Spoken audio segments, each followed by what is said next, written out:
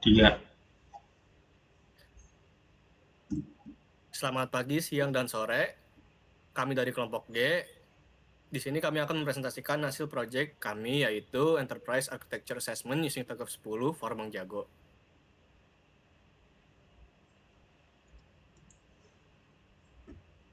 Kelompok kami beranggotakan saya, Zabir Gaisen Siregar.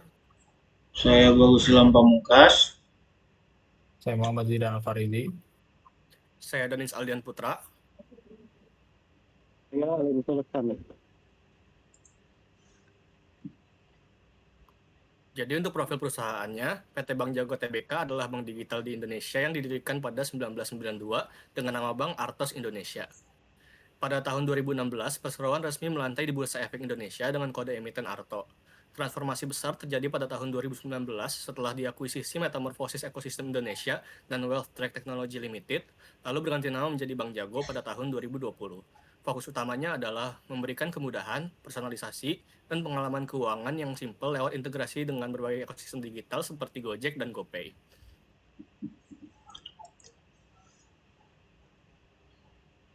Untuk latar belakangnya, perkembangan teknologi digital mendorong transformasi besar di sektor perbankan, termasuk dengan hadirnya bank digital berbasis aplikasi. Bank Jago menjadi salah satu pelopor dengan layanan yang personal, efisien, dan fleksibel, namun membutuhkan arsitektur enterprise yang kuat untuk menjaga keberlanjutan, keamanan, dan kepatuhan regulasi. TOGAF 10 sebagai kerangka enterprise architecture menawarkan pendekatan modular dan adaptif untuk mendukung integrasi layanan digital, cloud, dan cybersecurity. Penilaian kesiapan arsitektur Bank Jago dengan TOGAF 10 penting dilakukan agar mampu bersaing dan memastikan keberlanjutan bisnis di era perbankan digital.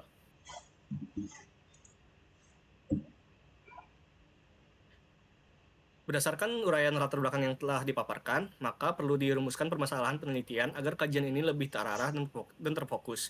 Adapun rumusan masalah dalam penelitian ini adalah sebagai berikut. Yang pertama, bagaimana kondisi enterprise architecture Bank Jago saat ini dalam konteks transformasi digital. Bagaimana penerapan framework TOGAF 10 dapat digunakan untuk melakukan asesmen arsitektur enterprise pada Bank Jago. Yang ketiga, apa rekomendasi strategis yang dapat diberikan berdasarkan hasil asesmen untuk meningkatkan kesiapan arsitektur Bank Jago dalam menghadapi tantangan digital banking.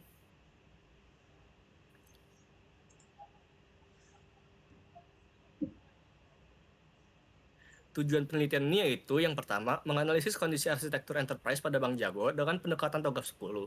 Yang kedua, mengidentifikasi kesenjangan antara arsitektur yang ada dengan arsitektur yang dibutuhkan untuk mendukung transformasi digital Bank Jago. Yang ketiga, memberikan rekomendasi strategis berupa peta jalan atau roadmap pengembangan arsitektur enterprise yang relevan, adaptif, dan sesuai dengan regulasi perbankan Indonesia.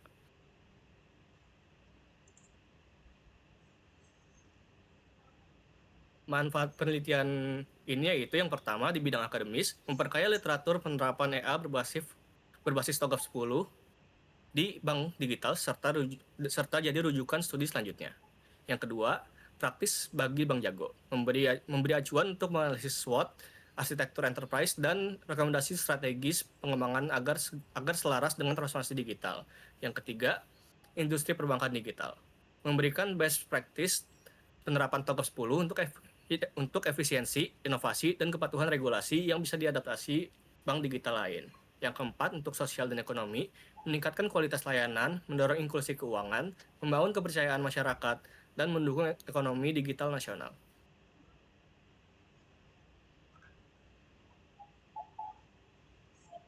Yang pertama yaitu fase preliminary. Fase preliminary TOGAF ADM adalah tahap awal yang menetapkan kerangka kerja, prinsip, standar, dan tata kelola arsitektur. Tahap ini memastikan keselarasan strategi bisnis dan TI, membangun kapabilitas arsitektur yang dibutuhkan, serta menguatkan komitmen manajemen, sehingga pengembangan EA berjalan konsisten dan memberikan nilai bagi organisasi. Selain itu, fase ini juga mencakup identifikasi pemangku kepentingan utama dan peran tim arsitektur untuk meminimalkan risiko inisiatif EA yang tidak efektif.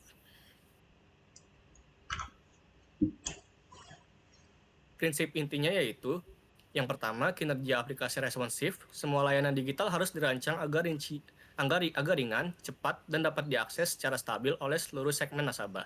Yang kedua, data sebagai aset enterprise. Data nasabah dan transaksi adalah aset strategis yang harus dikelola secara terpusat aman, dan dapat diakses dengan izin. Yang ketiga, keamanan dan kepatuhan sejak desain.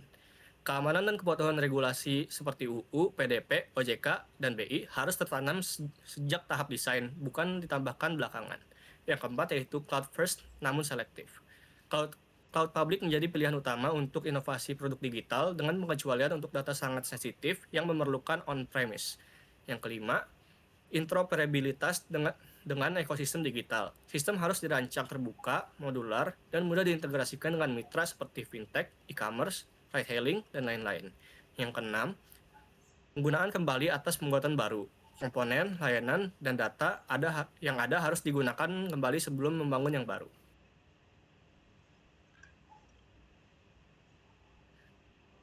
Scope Identification Boundary. Yang pertama, ruang lingkup atau scope. Pengembangan aplikasi. Semua aplikasi digital wajib menggunakan standar bahasa pemrograman seperti Java untuk sistem inti dan React untuk antarmuka nasabah. Lalu pengelolaan data nasabah dan transaksi disimpan di PostgreSQL atau Oracle dengan mekanisme data masking dan tokenisasi sesuai UU Perlindungan Data Pribadi. Integrasi dan API. Semua koneksi ke mitra fintech harus berbasis RESTful API dengan dokumentasi OpenAPI, autentikasi OAuth2 atau OpenID Connect, serta standar pembayaran ISO 20022. Lalu infrastruktur berbasis cloud seperti AWS atau GCP untuk skalabilitas dengan Kubernetes sebagai standar deployment container. Keamanan, seluruh komunikasi data transkripsi TLS 1.3 dan AES 256 mendukung standar PCI DSS dan mengikuti prinsip keamanan aplikasi OWASP Stop 10. Lalu operasional monitoring sistem menggunakan Prometheus, Grafana, OpenTelemetry, serta pipeline otomatis seperti GitHub Action atau GitLab CI. Lalu boundary-nya yaitu berlaku hanya untuk sistem digital Bank Jago, yaitu mobile API, data platform. Lalu legacy atau third party hanya via gateway dan kontrol keamanan. Acuannya yaitu regulasi OJK, BI, UU PDP, dan GDPR hanya jika global expansion. Lalu teknologi non standar hanya boleh di sandbox, butuh persetujuan Dewan Arsitektur untuk produksi.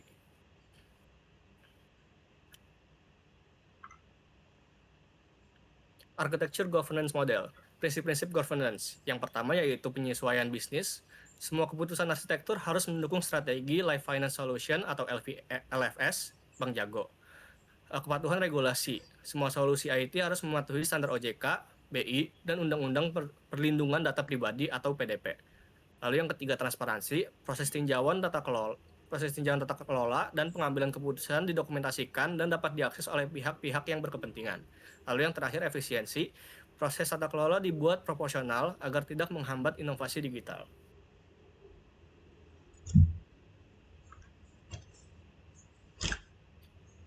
Ini adalah proses governance-nya.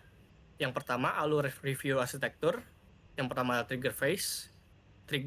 Fase ADM tertentu telah selesai, misalnya akhir fase A atau E, atau ada permintaan pengecualian. Lalu submission, tim proyek mengajukan permohonan peninjauan arsitektur. Lalu yang ketiga, review, tim enterprise architecture melakukan penilaian awal. Lalu yang keempat, ERB meeting, keputusan diambil seperti setuju dengan syarat atau ditolak. Lalu yang keempat, ada tracking, keputusan dicatat dalam catatan keputusan arsitektur atau EDR dan kepatuhan dipantau. Lalu yang kedua, tollgates yang berlaku. Tollgate pertama setelah fase A, architecture vision. Tollgate kedua setelah fase C dan D, target architecture. Tollgate ketiga setelah fase E dan F, migration planning. Tollgate keempat sebelum go live ke production.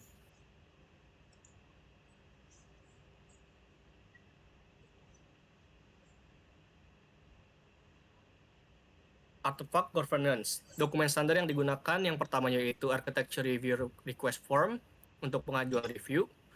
Lalu yang kedua, Architecture Compliance Checklist untuk cek kesesuaian standar. Yang ketiga, Waiver Request Form, pengecualian standar. Yang keempat, Architecture Decision Record atau ADR untuk catatan keputusan. Lalu yang kelima ada Minutes of Meeting ARB untuk notulen rapat.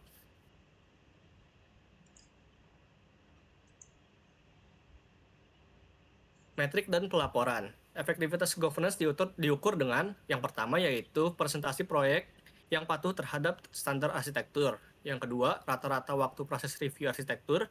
Yang ketiga, jumlah insiden produksi akibat ketidakpatuhan. Yang keempat, jumlah waiver yang diajukan.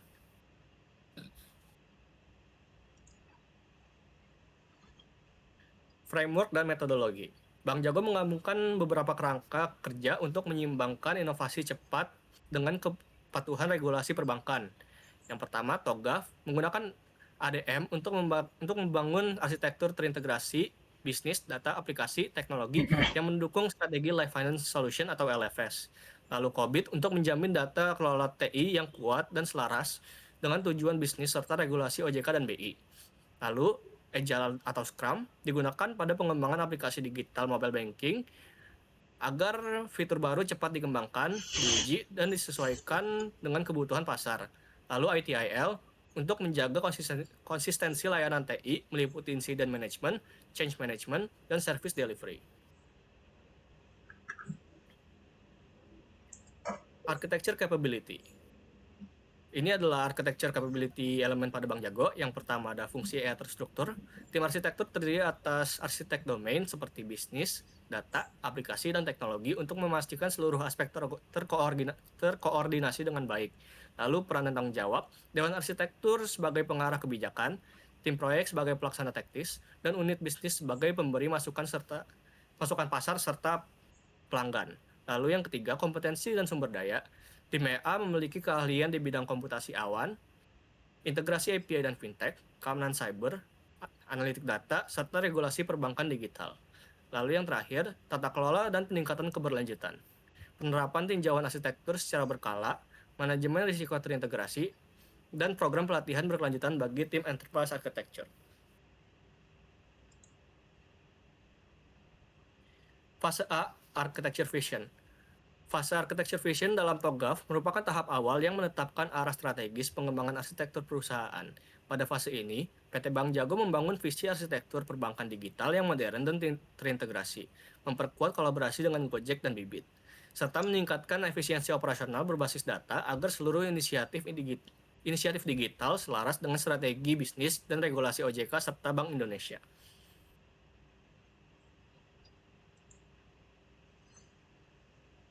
Bisnis model kanvas. Jadi pada model bisnis ini memperlihatkan bahwa kekuatan Bank Jago bukan hanya pada produknya, tetapi pada cara mereka membangun hubungan yang berkelanjutan dengan nasabah melalui inovasi teknologi, kolaborasi ekosistem, dan strategi biaya yang efisien. Dengan begitu, Bank Jago mampu menjadi platform Life Finance Solution yang terintegrasi dalam keseharian pengguna.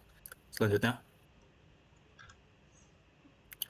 Business Capability Map, di mana Bank Jago menggambarkan kapabilitas utama yang mendukung strategi Life Finance Solution. Pemetaan ini mencakup 6 domain dari produk, development, sales, finance, customer service, dan professional development. Nah, setiap kapabilitas dianalisis berdasarkan gap, tingkat resiko, serta nilai bisnis dan performanya. Selanjutnya, Business Process Model. Diagram ini menggambarkan alur utama operasional digital banking Bank Jago yang terintegrasi end-to-end melalui arsitektur digital dan API. Proses dimulai dari pengguna yang mengakses aplikasi mobile untuk onboarding dan verifikasi identitas atau eKYC sesuai regulasi OJK dan BI. Data nasabah diproses oleh core banking system secara real-time dan aman, lalu diteruskan melalui API Gateway yang menghubungkan sistem internal dengan mitra eksternal seperti e-wallet, platform investasi, dan layanan pembayaran digital. Dan tahap terakhir berupa Customer Notification and Reporting, mengirimkan notifikasi transaksi, dan laporan keuangan otomatis guna meningkatkan transparansi dan kepercayaan nasabah. Selanjutnya, Value Stream Map. Diagram ini menggambarkan aliran nilai layanan digital Bank Jago dari proses onboarding nasabah hingga terciptanya pengalaman perbankan digital yang terintegrasi. Nasabah mulai dari registrasi digital, dilanjutkan ke transaksi perbankan real-time seperti transfer dan pembayaran, Selanjutnya, nasabah dapat mengelola keuangan, berinvestasi, dan mengakses pinjaman digital melalui mitra seperti Bibit. Nilai layanan diperkuat oleh customer support and loyalty yang responsif dan berkelanjutan. Semua tahap ini menghasilkan outcome berupa pengalaman keuangan yang cepat, aman, personal, dan selaras dengan konsep Life Finance Solution Bank Jago. Value Chain Diagram. Value Chain Diagram Bank Jago menunjukkan bagaimana setiap aktivitas saling terhubung untuk menciptakan nilai bagi nasabah. Dimulai dari onboarding digital yang cepat dan aman, dilanjutkan dengan layanan perbankan inti dan integrasi ekosistem digital seperti Gojek dan Bibit. Aktivitas ini didukung oleh inovasi teknologi, SDM digital, dan tata kelola yang kuat, menjadikan Bank Jago sebagai life finance enabler yang menghadirkan solusi keuangan modern dan terintegrasi. Solution Concept Diagram. Diagram ini menggambarkan alur layanan digital Bank Jago yang menghadirkan pengalaman perbankan cepat, aman, dan terintegrasi. Pengguna mengakses layanan melalui aplikasi Bank Jago, Gojek, dan Bibit yang terhubung ke aplikasi layer atau eKYC, transaksi real-time management rekening, dan integration layer melalui API Gateway menuju core banking system berbasis cloud. Sistem ini terhubung dengan mitra eksternal seperti OJK, BI, dan fintech, serta didukung oleh data dan infrastruktur berbasis cloud untuk analitik real-time. Konsep ini mewujudkan life finance solution yang terintegrasi dengan ekosistem digital Indonesia. Fase B, Business Architecture. Arsitektur bisnis dalam TOGAF bertujuan mendefinisikan strategi, tata kelola, struktur organisasi, dan proses bisnis utama agar selaras dengan tujuan perusahaan. Bagi PT Bank Jago Tbk, fase ini menjadi dasar dalam merancang arsitektur bisnis berorientasi digital dan pelanggan, memastikan kolaborasi dengan mitra seperti Gojek dan Bibit berjalan sesuai strategi, serta mendukung efisiensi, inovasi, dan adaptasi terhadap perubahan teknologi serta regulasi.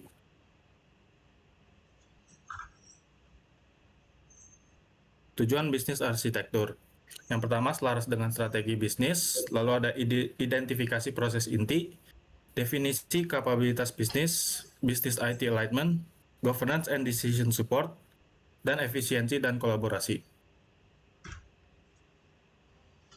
Target bisnis arsitektur, fungsi bisnis yang dikembangkan meliputi ada integrated core banking system, customer support automation, personalized financial management, digital customer acquisition and onboarding, dan digital compliance and risk analytics.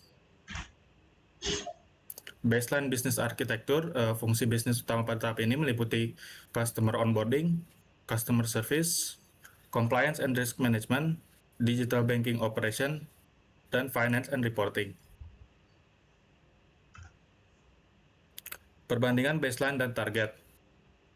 Dari aspek model operasional, kondisi baseline-nya semi-manual dan silo antar divisi dengan kondisi target terintegrasi penuh dan berbasis agile. Lalu pada aspek customer onboarding, dengan kondisi baseline, proses digital parsial dengan verifikasi manual dan target eKYC otomatis dan terhubung ke mitra eksternal. Untuk aspek transaksi perbankan, baseline dengan batch processing dan keterbatasan API, dengan target real-time transaction processing dan integrasi API gateway. Lalu untuk aspek customer support, dengan baseline call center dan chatbot sederhana, dengan target AI chatbot dan analitik pengalaman pelanggan. Lalu untuk aspek analitik data, dengan baseline terbatas pada laporan historis, dan target data lake dan analitik prediktif untuk insight bisnis. Lalu untuk aspek kepatuhan dan risiko, dengan baseline pelaporan periodik manual, dan target pemantauan otomatis dan alert berbasis data. Dan aspek yang terakhir, struktur organisasi dengan baseline tradisional berbasis fungsi dan target agile dengan tim lintas departemen. Selanjutnya, business architecture overview. Yang pertama ada bisnis strategi, dengan visi menjadi bank terpercaya dan mendukung perekonomian nasional melalui kemitraan dan inovasi digital, dengan misi menyediakan layanan transaksi perbankan yang prima dan terpercaya, mendorong masyarakat menggunakan bank nasional, menjangkau semua lapisan lewat jaringan mitra usaha, dan menjalankan operasional dengan integritas tinggi. Lalu yang kedua ada core business capabilities, di mana ada digital onboarding dan eKYC, fund management and transfers, API and fintech integration, dan personalized financial advisory. Lalu yang ketiga ada business processes, di mana ada onboarding digital nasabah via aplikasi, transaksi dan pembayaran otomatis real time, analitik data untuk inovasi produk, dan kolaborasi lintas departemen untuk efisiensi. Dan yang terakhir ada core business capabilities, di mana transformasi interaksi nasabah, yaitu hubungan jangka panjang bernilai tinggi melalui inovasi digital, efisiensi proses, dan layanan berbasis data.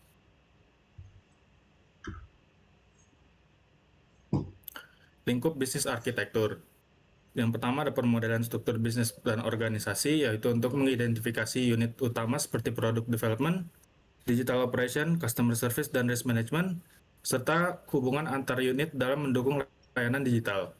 Lalu selanjutnya ada identifikasi proses bisnis utama, yaitu untuk menganalisis proses inti seperti digital onboarding, eKYC, real-time transaction, API integration, dan financial advisory agar efisien dan sesuai regulasi OJK BI.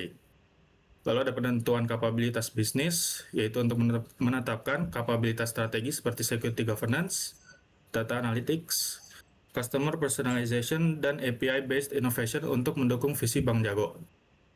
Lalu selanjutnya ada pemodelan relasi bisnis dan teknologi, yaitu untuk menyusun keterhubungan antara strategi bisnis dan teknologi digital, termasuk integrasi cloud services, API gateway, dan platform mitra eksternal. Lalu yang terakhir ada analisis kesenjangan atau gap analysis, untuk membandingkan kondisi baseline dan target arsitektur guna merancang roadmap transformasi digital yang realistis dan terukur.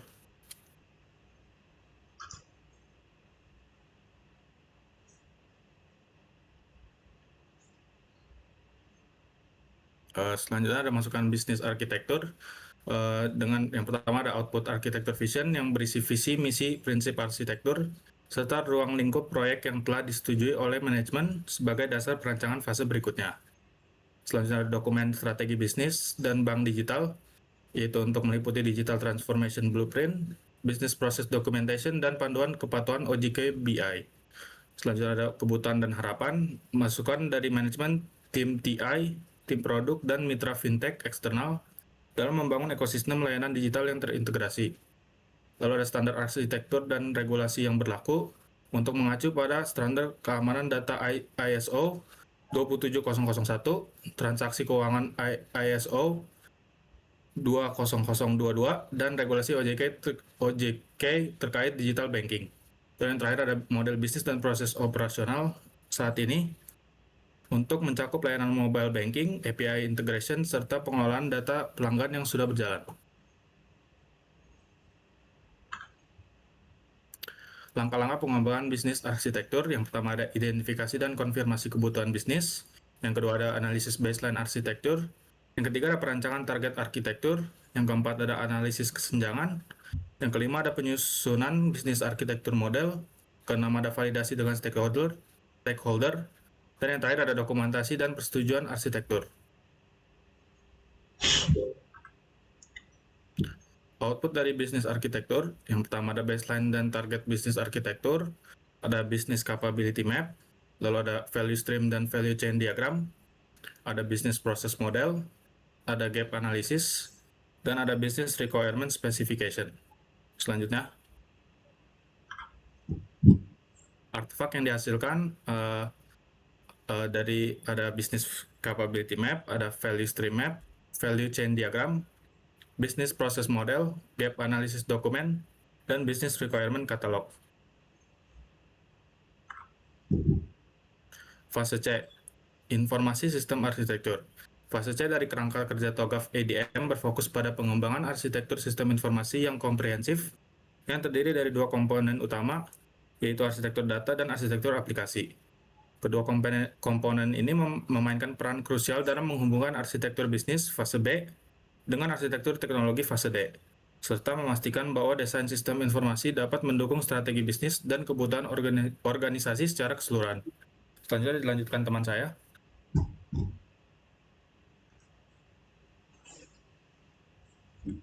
Ini adalah beberapa tujuan utama dari fase C.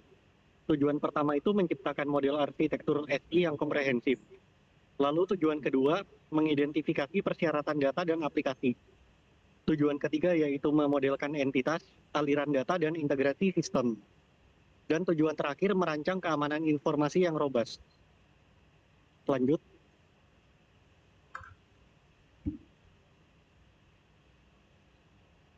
Selanjutnya ada key artifact dari fase C. Yang pertama ada data artifact terdiri dari entity function class diagram dan ERD. Lalu application artifact terdiri dari application communication diagram dan portfolio katalog.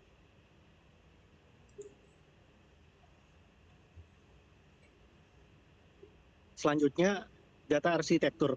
Arsitektur data membangun sistem informasi terintegrasi dengan struktur konsisten, mudah diakses, dan mendukung pengambilan keputusan yang cepat. Mencakup tata kelola data, manajemen kualitas, integrasi dari berbagai proses bisnis, serta keamanan dan enkripsi data sensitif sesuai regulasi. Ada beberapa entitas data utama dari Bank Jago. Yang pertama itu pelanggan. Pelanggan yang mencakup data pribadi, preferensi, dan riwayat aktivitas. Yang kedua itu rekening, mencakup detail rekening, saldo, dan kepemilikan digital. Lalu transaksi yang terdiri dari transfer, pembayaran, dan investasi digital. Yang keempat ada produk yang terdiri dari tabungan, pinjaman, dan investasi. Lalu terakhir ada analytics data lake yang terdiri dari penyimpanan analisis data berskala besar.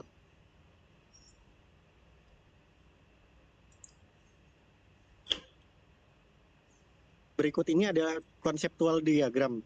Diagram ini menunjukkan arsitektur konseptual berbagai customer memiliki account dan melakukan transaksi sebagai inti proses bisnis.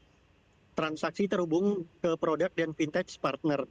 Lalu seluruh data dikumpulkan ke analytics data lake untuk dianalisis dan untuk pengambilan keputusan. Diagram ini menggambarkan integrasi bisnis, aplikasi, dan data arsitektur. Lanjut. Lalu data integration strategi. Data mengalir melalui dua pendekatan. Yang pertama real time via API gateway untuk transaksi langsung. Kedua, batch via data lake untuk analisis historis. Kombinasi ini menciptakan customer 360 interaksi digital dan riwayat pelayanan untuk mendukung personalisasi dan deteksi resiko berbasis machine learning.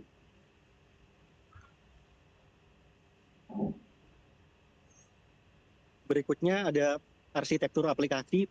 Arsitektur berbasis microservices dengan API gateway sebagai konektor utama memungkinkan komponen aplikasi dikembangkan independen tanpa mengganggu sistem. Integrasi dengan vintage melalui RESTful API dan OAuth 2.0. Lalu seluruh sistem berjalan di cloud dengan Kubernetes dan DevOps pipeline untuk otomatisasi, deployment, dan monitoring. Beberapa aplikasi utama Bank Jago yaitu yang pertama mobile app yang terdiri dari interface utama pelanggan. Lalu ada core banking system terdiri dari pengelolaan rekening dan transaksi. Lalu ada API gateway sebagai penghubung sistem internal dan mitra fintech. Lalu ada CRM system yaitu manajemen interaksi dan personalisasi, data analytics platform yaitu analitik real time dan prediktif. Terakhir ada compliance and risk engine, yaitu pemantauan kepatuhan regulasi.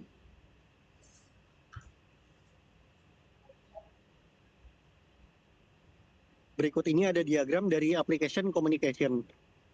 Diagram ini menunjukkan application communication diagram pada konteks TOGAF Bank Jago. Mobile banking app dan vintage partner berinteraksi melalui API gateway sebagai satu pintu integrasi. API gateway meneruskan permintaan ke core banking system sebagai pusat proses bisnis.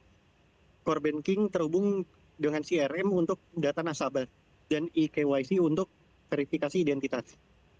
Seluruh data transaksi dikirim ke data lake dan analytics dan selanjutnya digunakan untuk regulatory reporting, memastikan kepatuhan dan tata kelola sesuai prinsip TOGAF.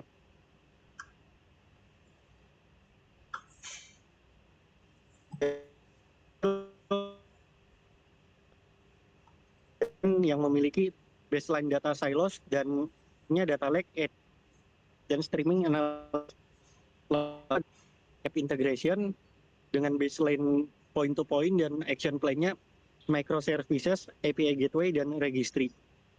Berikutnya ada DevOps.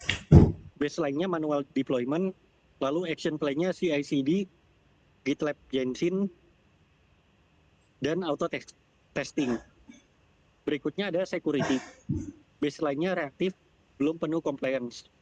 Action plan-nya SIEM, lalu TLS 1.3, IAS 256, dan ISO 27001. Lalu ada area vintage integration yang memiliki baseline manual banyak penyesuaian, dan action plan-nya itu open API, OAuth 2, dan API governance.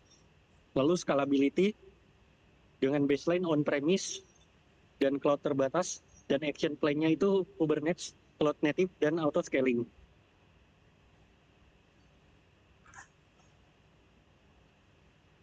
Kesimpulan dari fase C itu, fase C telah berhasil menetapkan fondasi arsitektur sistem informasi yang solid melalui perancangan data arsitektur, customer 360 view dengan integrasi real-time dan batch processing, application arsitektur, microservices, API gateway, dan cloud native, dan identifikasi 6 area gap kritis, data management, integrasi aplikasi, DevOps, keamanan, vintage integration, dan scalability, beserta solusi dan action plan yang terstruktur. Dengan artefak kunci seperti diagram data konseptual, application communication diagram, dan portofolio katalog yang telah disusun, dan memastikan transformasi digital berjalan bertahap, aman dan selaras dengan visi Life Finance Solution. Berikutnya masuk ke fase D, yaitu teknologi arsitektur. Fase D merupakan tahapan perancangan infrastruktur teknologi yang menjadi fondasi utama seluruh sistem informasi dan adaptasi aplikasi Bank Jago. Fase ini memiliki peran krusial karena Bank Jago beroperasi sebagai pure digital bank tanpa kantor cabang fisik. Tujuan utamanya itu memastikan infrastruktur teknologi mampu mendukung kebutuhan bisnis yang terus berkembang, menjamin keamanan data sesuai regulasi OJK dan UU PDP, serta menerapkan arsitektur modern berbasis cloud hybrid, microservices, dan API-driven integration untuk mencapai high availability dan disaster recovery yang tangguh. Berikut ini ada strategi arsitektur Bank Jago. Di antaranya yang pertama itu hybrid cloud model AWS, GCP, premise di Indonesia. Kedua ada container orchestration, Kubernetes untuk microservice development, deployment. Lalu yang ketiga ada API first integration, Kong Gateway, dan Apache Kafka real-time streaming, dan terakhir Zero Trust Security, TLS 1.3, IAS 256, dan enkripsi end-to-end.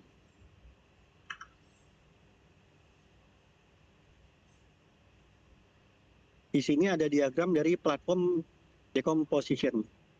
Arsitektur Bank Jago terdiri dari 5 lapisan terintegrasi yang bekerja bersama membentuk sistem yang kohesif. Lalu infrastruktur layer menyediakan fondasi fisik dan virtual berupa cloud computing, on-premise data center, orchestration Kubernetes, dan sistem storage yang robust.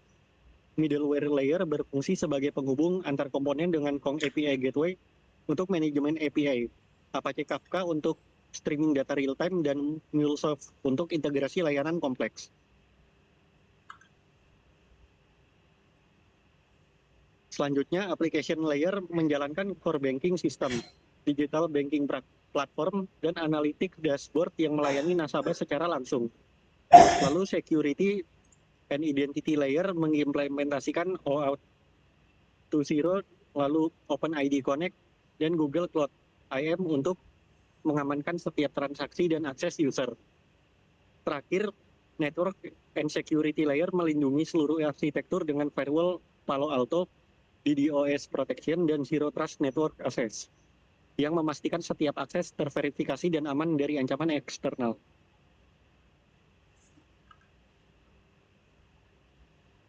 Berikutnya tabel teknologi komponen katalog. Di sini ada 5 komponen. Yang pertama core banking DB. Tipenya itu database dan teknologi yang digunakan itu PostgreSQL dan 15x. Lalu komponen kedua API management, tipenya itu berupa middleware dan teknologi yang digunakan Kong API Gateway. Lalu ada container platform, tipenya orchestration dan teknologi yang digunakan itu Kubernetes 130. Komponen keempat ada firewall dengan tipe security dan menggunakan teknologi Palo Alto Network. Komponen terakhir itu visualization platform dengan tipe compute platform dengan menggunakan teknologi VMware vSphere. Untuk selanjutnya akan dijelaskan teman saya.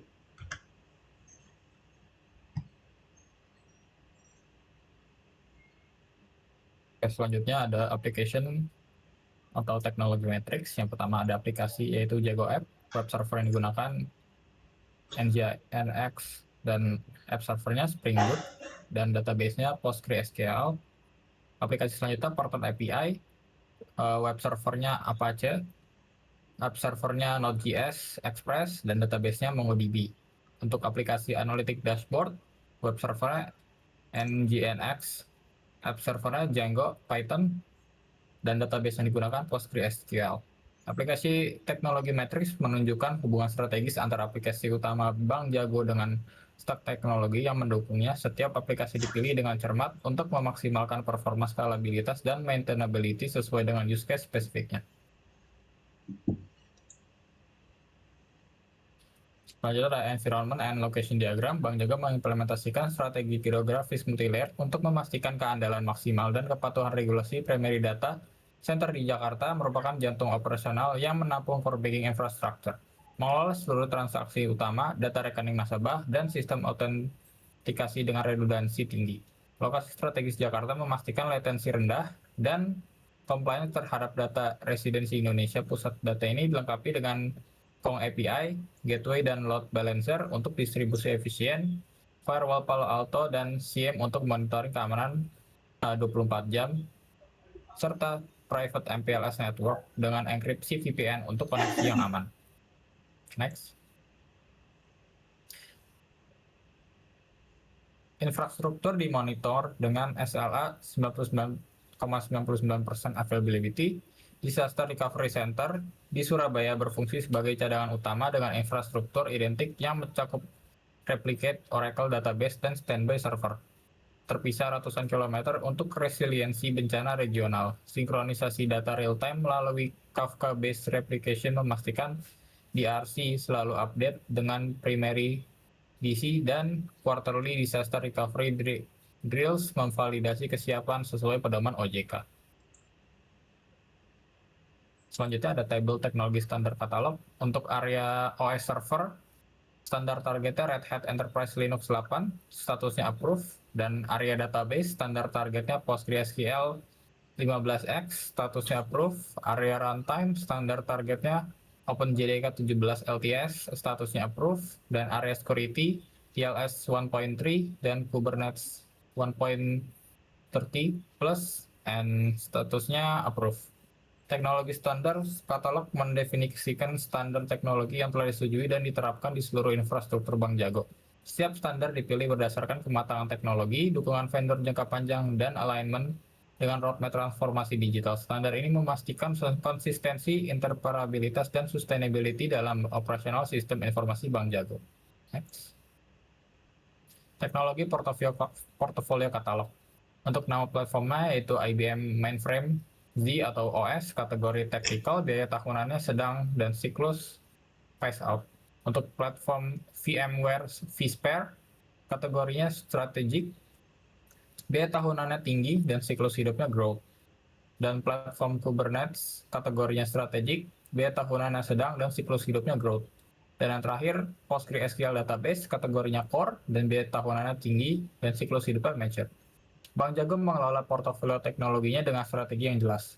Teknologi strategic growth seperti Kubernetes dan Kong Gateway mendapat investasi aktif untuk inovasi, sedangkan core mature teknologi seperti PostgreSQL dipertahankan karena stabil dan optimal. Untuk modernisasi Bank Jago merencanakan phase out terhadap bertahap legacy, sistem IBM mainframe, dan transaksi menuju cloud native arsitektur, menghasilkan efisiensi operasional, penurunan TCO, dan peningkatan agility dalam menghadapi perubahan pasar. Next. Untuk kesimpulan fase D adalah fase D teknologi arsitektur Bank Jago telah mendefinisikan strategi infrastruktur teknologi yang komprehensif dan terintegrasi untuk mendukung visi pure digital banking dengan pendekatan hybrid, cloud, microservices, dan zero trust security. Bank Jago memiliki fondasi teknologi yang robust, scalable, dan future ready untuk menghadapi pertumbuhan eksponensial dalam jumlah nasabah dan volume transaksi. Implementasi arsitektur berlapis seperti infrastruktur, middleware, application, security, dan network, memastikan setiap komponen bekerja secara optimal dengan 99,99% availability, disaster recovery yang andal, dan compliance penuh terhadap regulasi OJK. Investasi strategis dalam modernisasi teknologi akan mengakselerasi time to market untuk fitur baru, meningkatkan user experience nasabah, dan memperkuat positioning Bank Jago sebagai leader dalam fintech banking Indonesia. Next. Selanjutnya kita masuk ke fase E, yaitu opportunities dan solution. Fase E merupakan tahap kritis dalam TOGAF ADM yang berfungsi menjembatani kesenjangan antara arsitektur SIS yang sedang berjalan dan arsitektur 2B yang telah dirancang pada fase sebelumnya.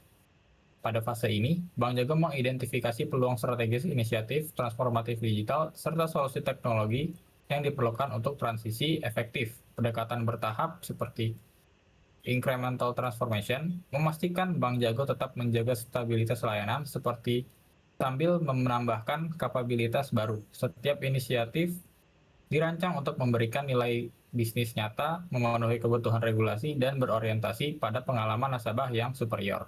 Next. Selanjutnya ada arsitektur roadmap. Untuk work package yang pertama yaitu digital onboarding modernization.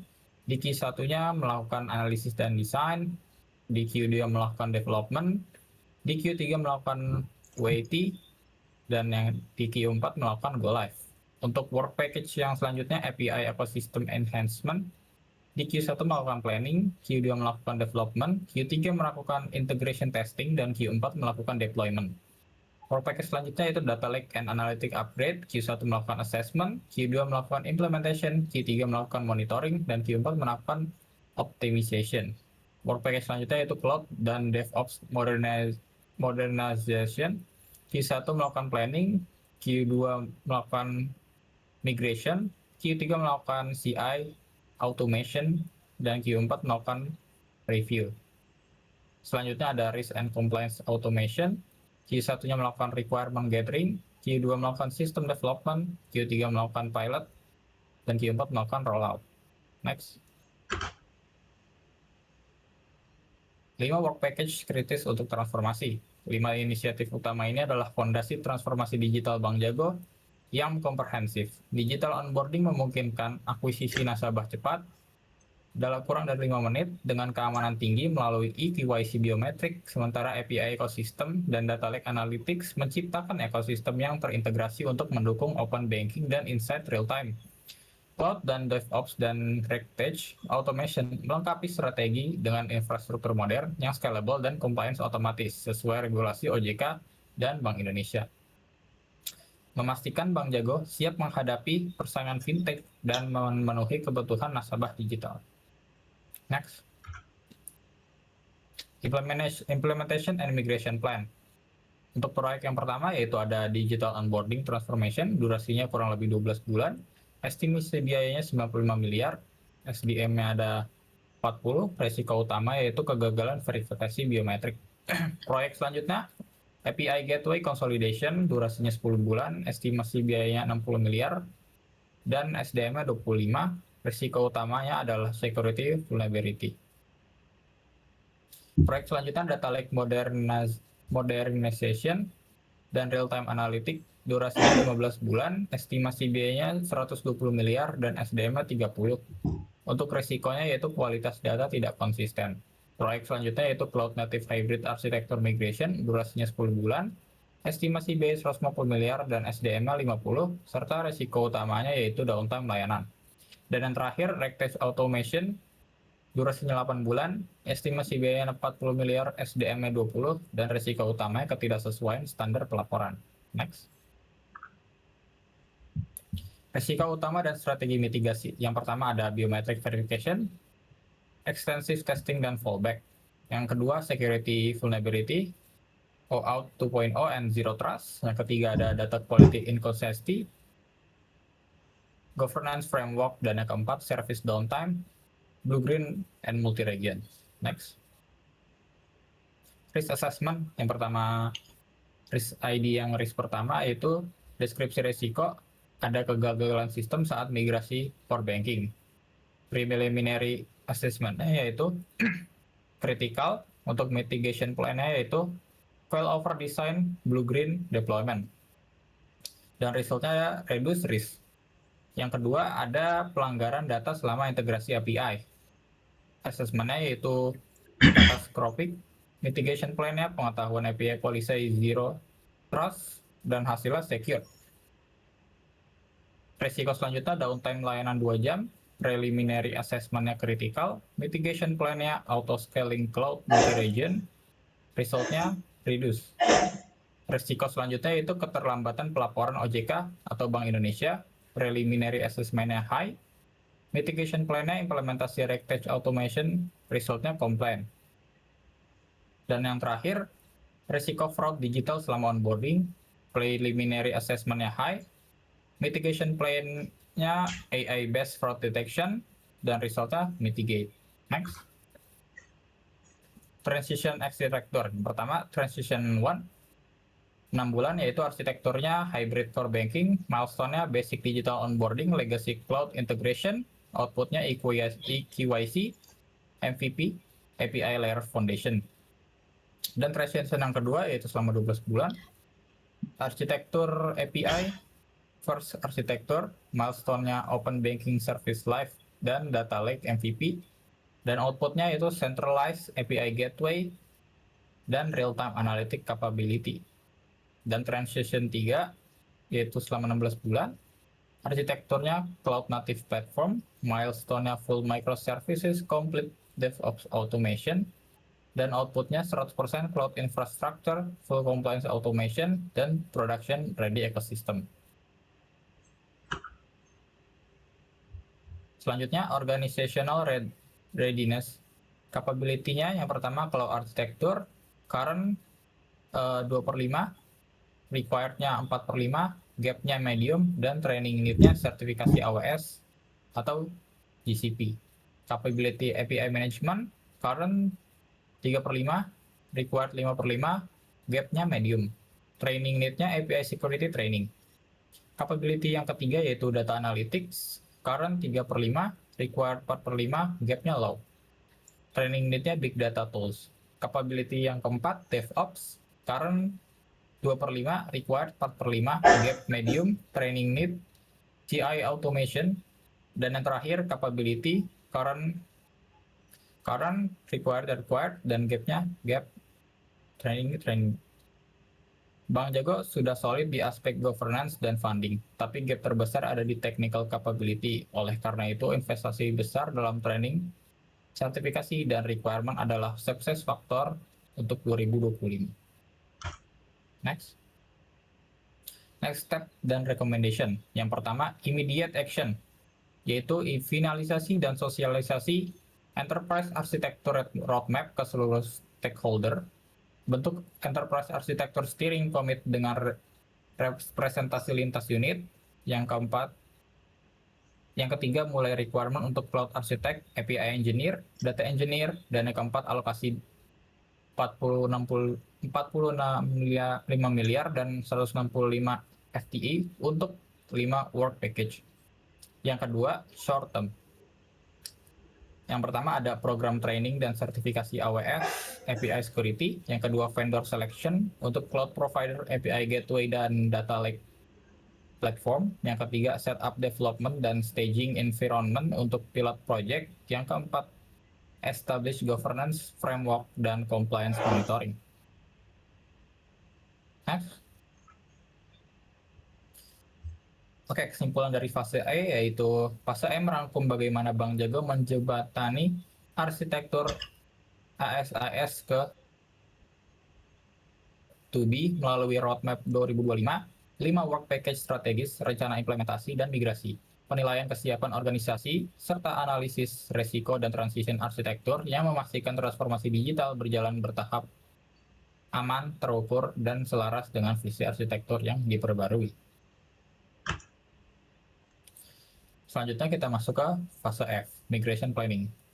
Fase F berfokus pada perencanaan migrasi sistematis dari arsitektur baseline menuju target arsitektur. Fase ini menjawab pertanyaan bagaimana perubahan akan dilakukan, bukan sekadar apa yang harus diubah. Seluruh hasil analisis dari fase B dan E dikonsolidasikan menjadi rencana implementasi praktis yang meminimalkan resiko operasional dan memastikan transformasi berjalan bertahap tanpa mengganggu layanan real-time banking. Next.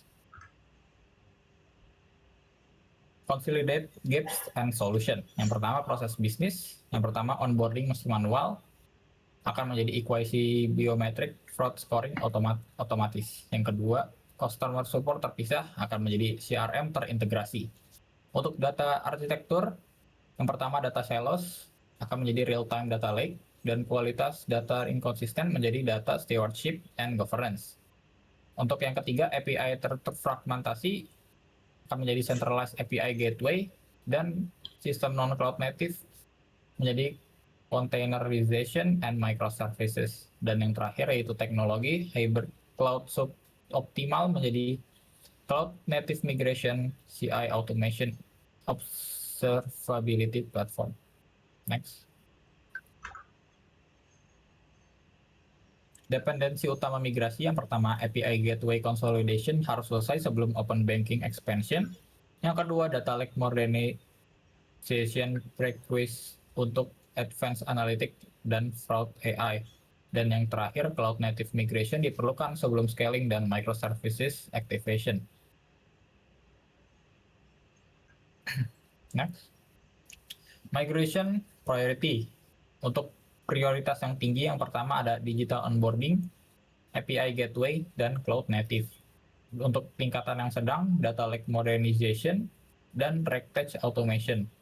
Untuk yang rendah yaitu customer personalization dan financial advisory AI. Next. Untuk migration roadmap ada 3 tahapan. Yang pertama tahap 1, 0 sampai 6 bulan, yaitu foundation and stabilization, yaitu API Gateway Consolidation, integrasi terpusat, hybrid cloud and DevOps setup, dan data lake assessment. Untuk tahap 2, 6-18 bulan, ada core digital transformation, yaitu digital onboarding EQYC, cloud native microservices, dan data lake modernization. Untuk tahap 3, yaitu 18-24 bulan, optimization and automation, ada rectech automation, real-time analytics and AI, dan yang terakhir cloud native optimization. Next. Selanjutnya ada migration transition architecture. Untuk transition yang pertama ada arsitektur hybrid core banking, fokusnya integrasi API awal onboarding dasar, dan kapabilitas bisnisnya pembukaan rekening digital stabil.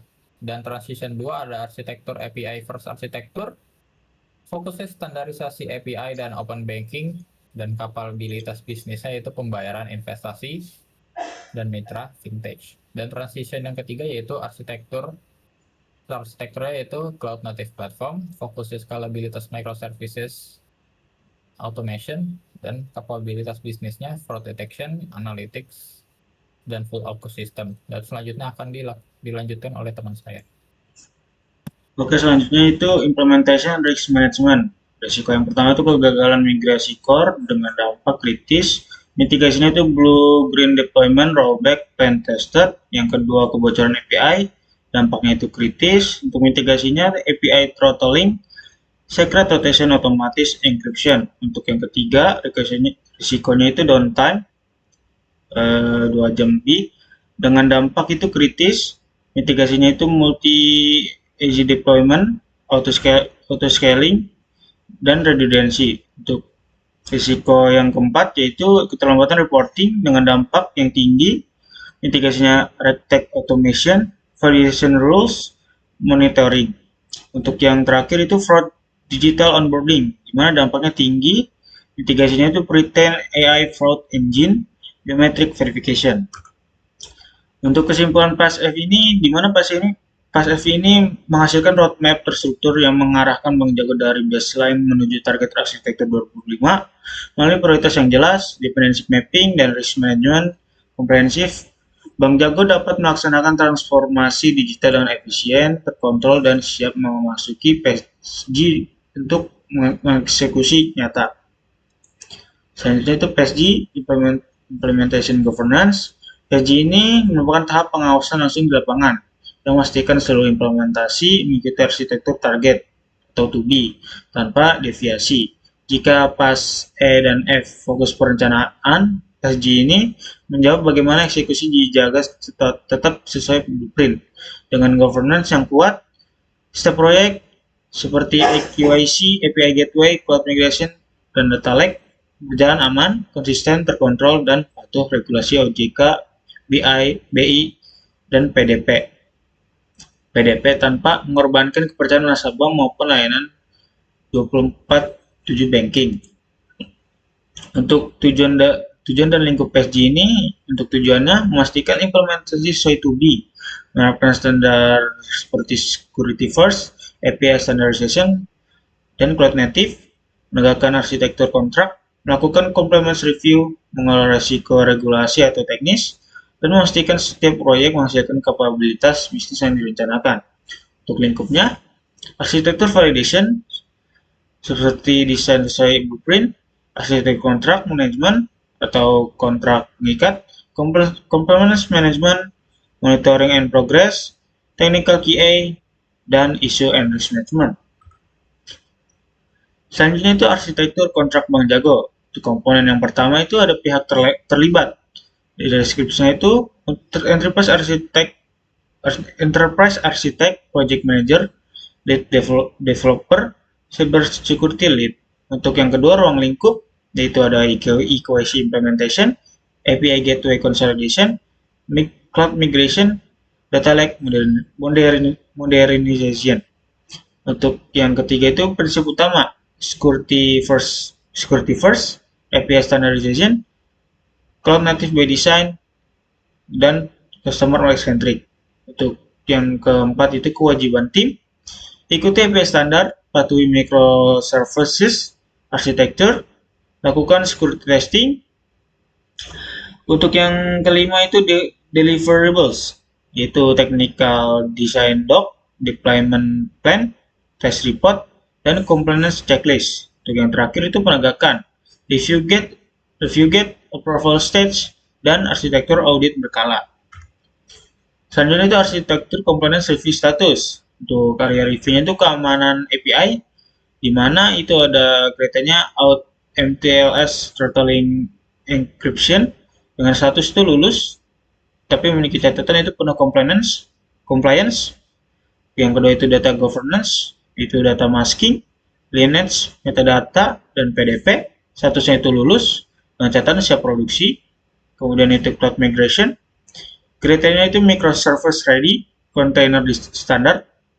Untuk statusnya itu proses, data dengan catatan itu penyempurnaan.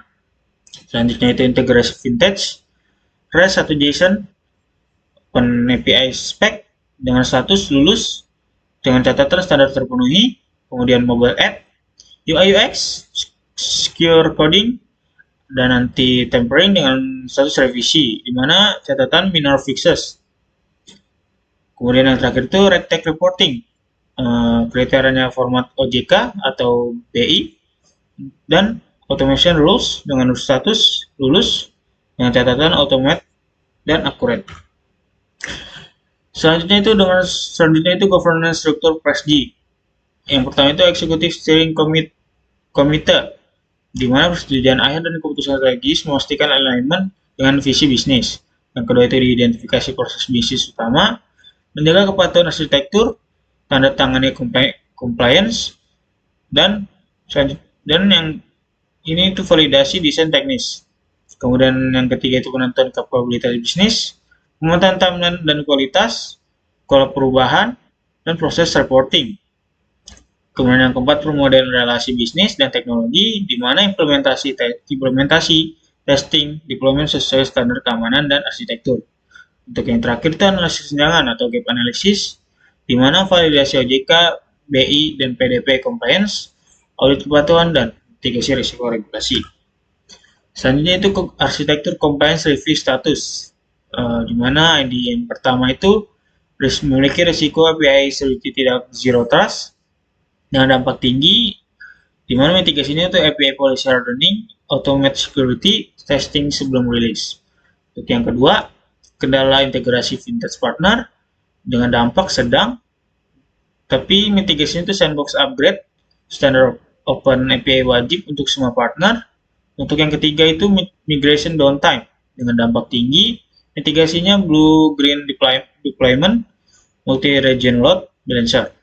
Untuk yang keempat itu resistensi internal perubahan, di mana dampaknya sedang, tapi mitigasinya pelatihan tinggi, komunikasi roadmap, dan change management program.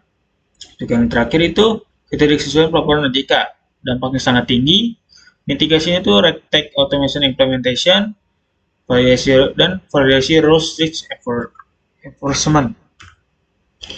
Selanjutnya itu baseline business architecture, di mana yang pertama itu arsitektur kontrak, yang kedua compliance review report, yang ketiga risk and issue log, yang keempat project governance report, yang kelima itu QA report, yang keenam technical acceptance certificate, kemudian yang terakhir itu ada solution design validation. Untuk quality gate framework, untuk gate pertama design review, arsitektur board validasi desain teknis versus blueprint approval sebelum development dimulai. Untuk gate kedua itu security review, security team validasi API protection, data encryption, authentication atau authorization sebelum testing. Untuk gate ketiga itu QA testing, di mana fungsional, security, performance testing dan semua defect critical high resolve.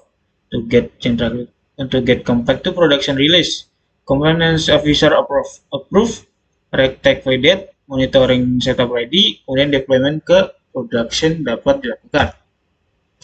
Kesimpulan dari PSJ ini, di mana governance menjamin bahwa seluruh proyek transformasi Bank Jago berjalan disiplin, patuh arsitektur, dan terkontrol melalui arsitektur kontrak.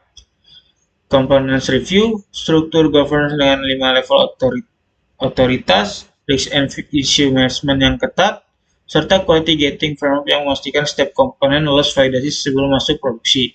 Dengan governance yang kokoh ini, Bank Jago dapat melaksanakan migrasi EKYC, API gateway, cloud native, dan data lake tanpa mengorbankan keamanan, compliance OJK, BI, dan PDP maupun kepercayaan nasabah, sehingga transformasi digital mencapai target dengan aman dan terstruktur. Untuk selanjutnya itu PSH atau PSH, yaitu arsitektur change management.